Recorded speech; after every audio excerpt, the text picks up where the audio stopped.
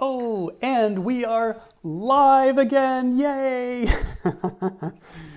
Welcome to day number 3 of the live stream Rockstar Challenge. Yahoo!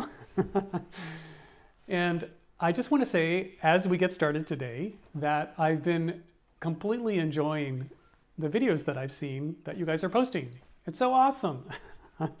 And I understand what it takes to get over that hurdle of, oh my gosh, I'm going to go live. What if I forget what I'm going to say? What will people think of me? And what I hope most of all is that as you do this, you'll see that every single time you do it and every single time you get positive response from having done it, that it gets easier and that you realize, oh, I didn't die.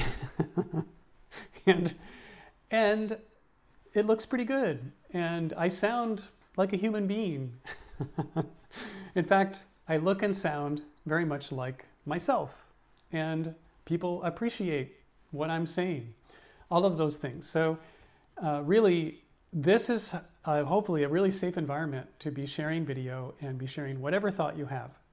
So I encourage you to keep on going and try not to worry too much and have fun while we're doing this together over the next 2 more days after today. So just as a little preview, so you know the arc that we're on for sure.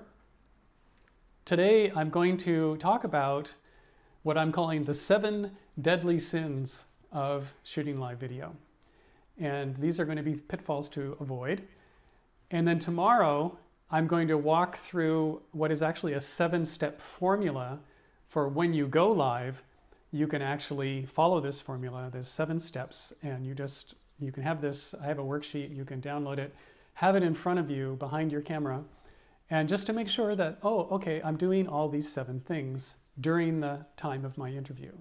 And it will give you a very nice structure so that you'll know for sure when you're going live that you are covering the material that you want to cover, and more importantly, you're getting people engaged with you and you're getting them to do whatever it is that you would like them to do, both while they're watching the video and then, of course, when they're done watching, what your call to action is. So that's for tomorrow. And then, of course, on Friday, after you go live and you pick a topic and you share it with us and you follow the formula, I will review your videos. And I don't think, because we're only going to spend about 20 minutes each day, I won't have time to go through every single one. There's just no way. But, and I should say, we can schedule a time in the coming week or 2 that we can have a half-hour strategy session together, and I can talk to you about the video that you made or any of the videos that you've made this week and give you suggestions for how you can do it even better and really sort of help you customize both the technical side of your video making as well as whatever strategy you have in mind for what do you want to do with video in the first place. So all of that is coming up in the future.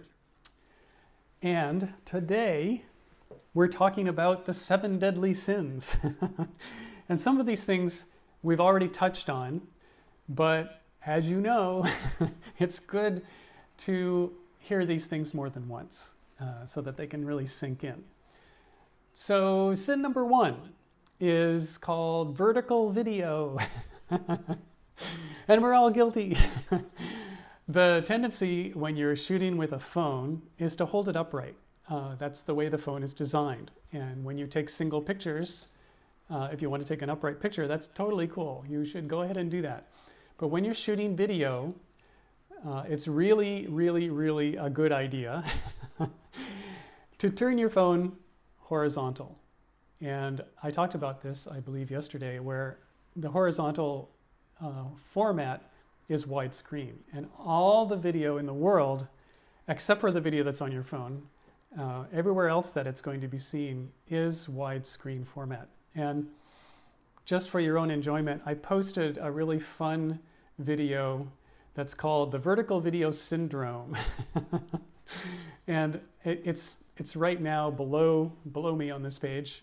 So when we're done, you can go scroll down and take a look at that. It's very fun, and hopefully it will help convince you to never shoot your video in vertical. And fortunately, Facebook has now made it possible to have your video be made in the horizontal format. So go ahead and do that when you make your videos, and they will come out just looking more professional and without these sort of vertical bars that appear when you're done.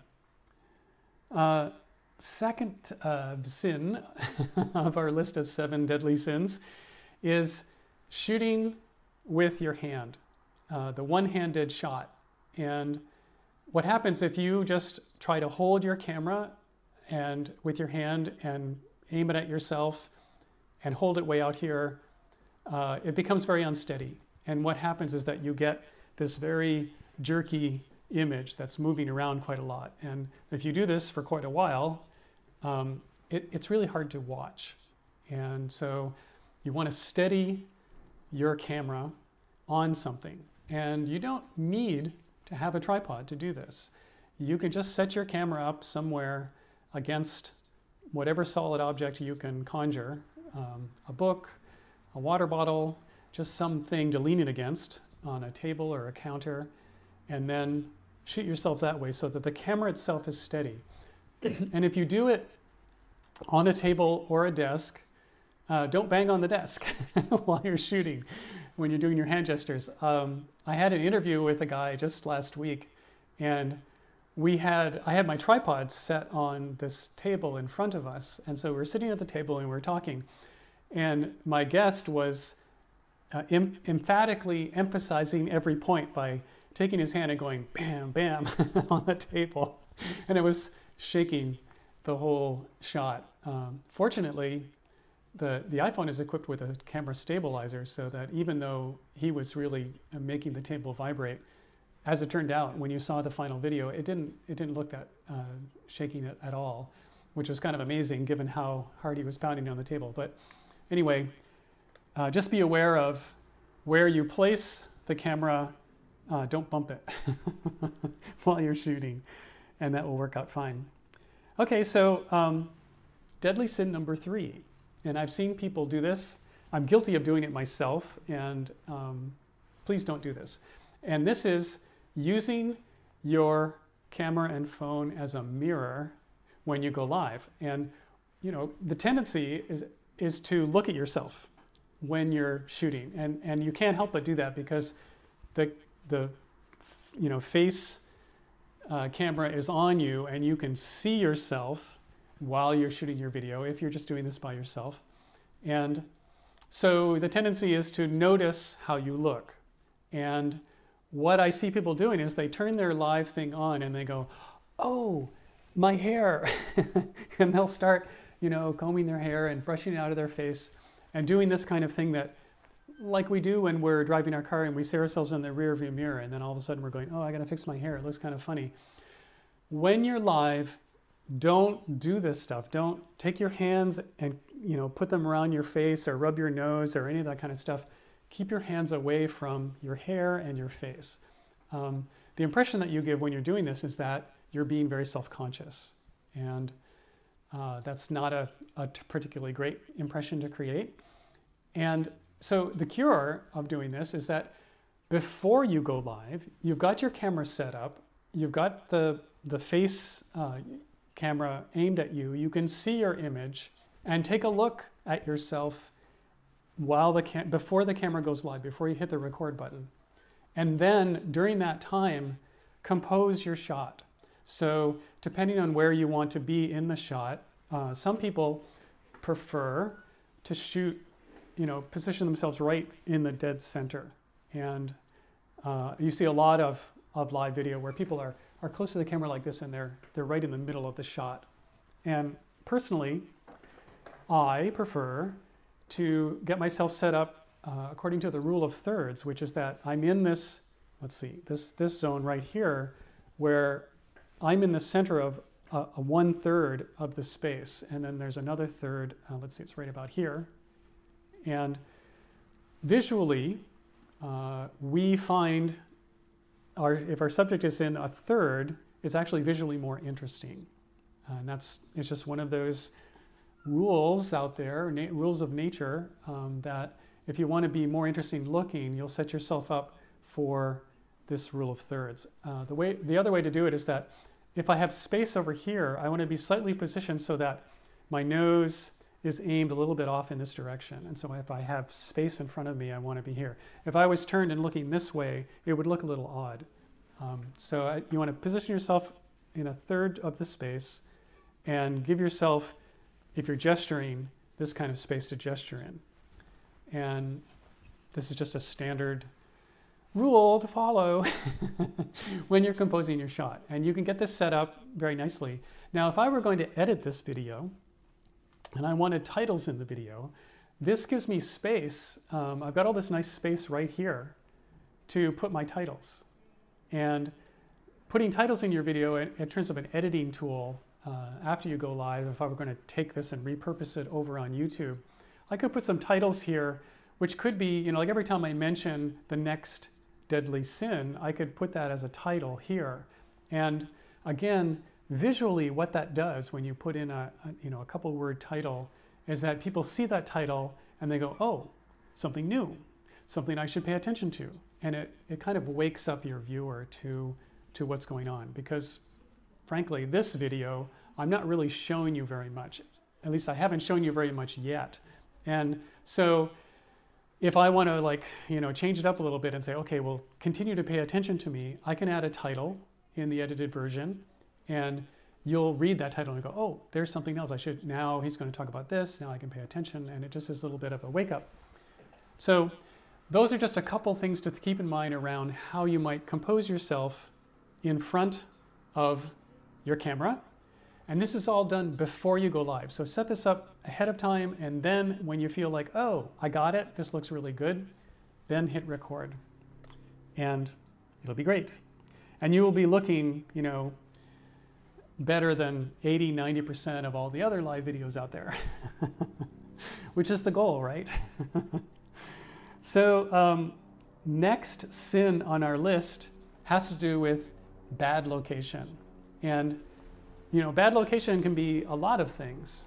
I'm having some experience of bad location right now. Like I'm in Greater Boston, so I can hear outdoor noise coming through the window that is, that's right here. And right now there's a plane flying by, and I'm going, oh no.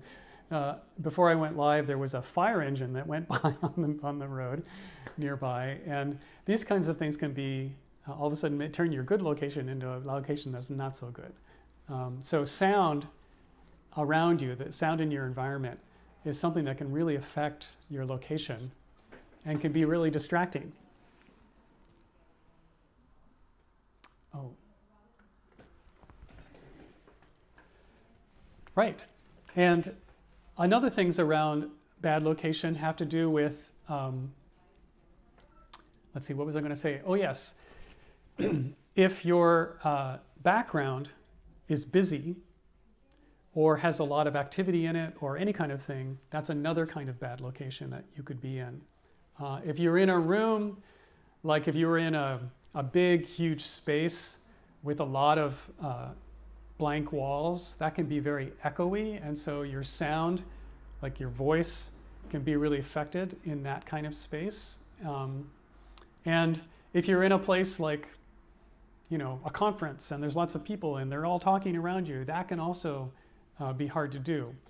However, I will say that, when there's something cool going on and you're at a conference and there's visually some really interesting things to see, that can make your bad location into a good location, and you can be showing stuff. And so don't be afraid about trying new things and trying to shoot video in really interesting new places, because especially if you're outdoors, don't be afraid, even if you're downtown in a busy location, wherever you happen to live, you can really do a lot outdoors in really, wonderful outdoor locations, and it just makes for a more interesting video. It's like, oh, where's Brad today?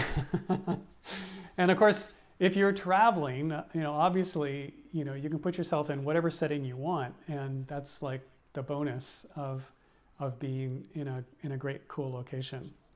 Our tendency is to say, oh, I'm only going to do it here in this one spot and just with this one background, and don't get stuck in, I can only do it here. This is the place I do it in. And at the same time, when I said that, I'll say one more thing about location, and that is make it easy for yourself. If you're wanting to do a regular series of live video, find your location that is easy. Find the one that's easy for you, and get your tripod and just set it up there, and whatever else you need, which isn't very much, just make sure that space is easy and accommodating for you to use at any time. And then you can just, basically plug in, go live, and do it on a regular basis so that you don't have, oh, I need to, change the room, or I need to, do whatever it is that you may need to do to get ready. You're just ready to go. And whatever you can do to sort of get things out of the way of your willingness to go live is a good thing. And having a space that is kind of dedicated or is always just kind of ready for you to go live in will make it easier for you to do it on a more regular basis. So let's see, next one is thing number 2. It is bad sound. And bad sound is our 5th sin. And what makes for bad sound usually is being too far away from your microphone. Now, as some of you have already discovered, you can actually sound pretty good just using the microphone on your camera. And as long as you're close enough to the camera, the sound can be fine. But as soon as you start getting yourself a little bit further away, you'll get this echo response, and you'll start sounding less good. You'll sound tinny, further away, and the microphone just can't pick you up as well. So, as I mentioned, one of the things I recommended I use a lot is this lav mic, which allows me to get some distance. I'm now, way more than an arm's length away from the phone, and yet the microphone is here, and it's very close to my voice, and the sound is coming through very clearly. So that's one really good technique. I'm going to give you a little hack that is a great one to use, in a pinch, and it's a tool that you already have. The earbuds that come with your phone, like this, have a little microphone in them, and this microphone is a good microphone. And so one of the things that you can do, like, of course, what you could do is you could plug into your phone, and you could just put the earbuds in, and then this thing would be dangling, and you could talk like this. And this would work, except it's not, it's a little bit distracting to have the earbuds in terms of it's a visual. So one of the cures that you can do is you can be plugged in, and then just take the microphone part and hold it in one hand like this. I'm just going to hold this up close so you can see what I'm doing. I just bent this around, and I'm holding it steady. And then I want to bring this somewhat close to my voice, but I want to take it, and I'll hold it over here. I want to just take it out of the shot. So I'll just hold it out here like this. And so right now, this is pretty close to my voice, but you can't see it. You don't even know, like, I won't be able to gesture with my right hand anymore, but I can do gestures like this. And I could do this for the entire video, and the microphone is really right here, but it's just out of the shot. And in a pinch, this is basically serving as a lav mic. And the only downside is you have to be, within the cord length distance to your phone. But this actually works pretty well. And I've actually done this on several occasions when I didn't have my lav mic with me, and it works great. It actually produces a very nice sound. Right. So moving right along, the number 6 has to do with bad lighting. And I talked about lighting yesterday, and I just want to go over a couple of things that I didn't cover. I mean, the rule of thumb and the easy way to have good lighting is to find an open window and basically put yourself so that you're facing the window and you have this natural light coming in and shining on the front of you. That's a great time. And be in a room that's light enough so that your background is also well lit. As far as the background goes, you want to make sure that you're far enough away from the background so that you're not casting a shadow on the background. A lot of people will put themselves right up against the wall, and then you have this shadow that you have to deal with. So try and keep yourself 3 to 4 feet away from the wall behind you, and then you'll get rid of any shadows that are there. And the other thing that I'm going to say about lighting is that if you're outdoors, then lighting is everywhere, and you have to worry about the direct light from the sun.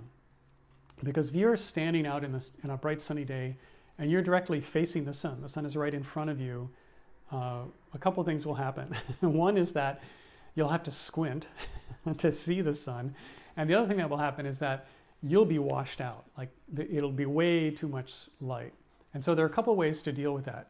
Way number one, to get, and I will say that direct sunlight just by itself, if you're facing into the sun, direct sunlight, that's bad lighting. So one way to deal with that is to move somewhere where you're in the shade, and that is a great cure. However, if you're in a situation where you can't do that, then the solution is to turn around and have the sun be behind you. And what happens is that the sun is going to be shining this way, and it actually will give you this really cool, glow around the back of your head, but your face will be in the shade. And the only thing to have an awareness there is that you're going to have to do something like use an app like I suggested yesterday, the Switcher Go app, which again I'll put a link to in the comments below, which will allow you to adjust the light level of your phone. It allows you to do all kinds of nice adjustments. And one of them is that you can change the brightness. And so you're going to want to set up your shot with the sun behind you, and so that your face is not completely in dark shadow. Because what the phone will do automatically is that we'll try and even that out, and it'll make all this white light behind you darker, and that'll make your face very dark. So you're going to have to adjust that so that you raise the light on your face. And it's okay that the light behind you will be a little bit washed out, as long as you have this very nice skin tone on your face. Right. So, and I saw Emily, actually, you were doing this. You didn't adjust your phone, but you were backlit, and it was really actually very beautiful light. And if you were able to adjust that on your camera, you would get a really nice skin tone on your face, and that would just be held and be solid for the duration of your video. And that worked out really nicely. So here we are at sin number 7. And this is my favorite one. And this has to do with talking instead of showing. And we have a tendency, as I've been doing, is you get on and we just talk and we don't actually show things. And this is a challenge for you. I want you to be thinking about, well, what could I show? What would be a good thing for me to demonstrate? What would be something that I could do so that I could get my audience to also do the thing that I'm doing? That goes beyond just telling them about it. And I know we have some people in the challenge, and this is going to be a natural for you. If you're doing movement or, and if you're doing any kind of fitness thing, great. You can be absolutely showing your routines or showing what you would like people to do.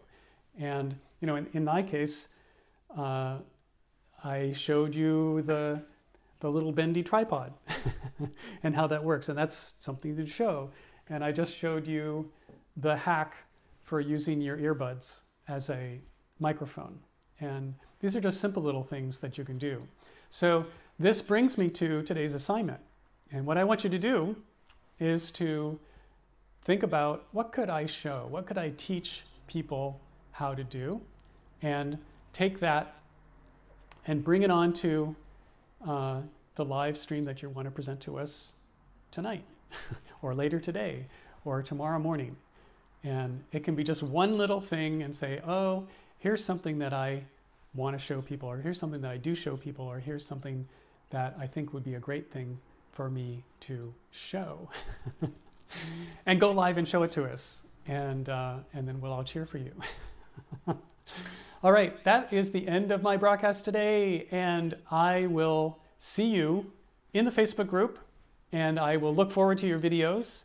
And stay tuned for tomorrow, because tomorrow we're going to go through my 7-step formula for how to do video and get people to do exactly what you want, both while they're watching and after they watch. So I will see you tomorrow at the same time at noon. And until then, so long.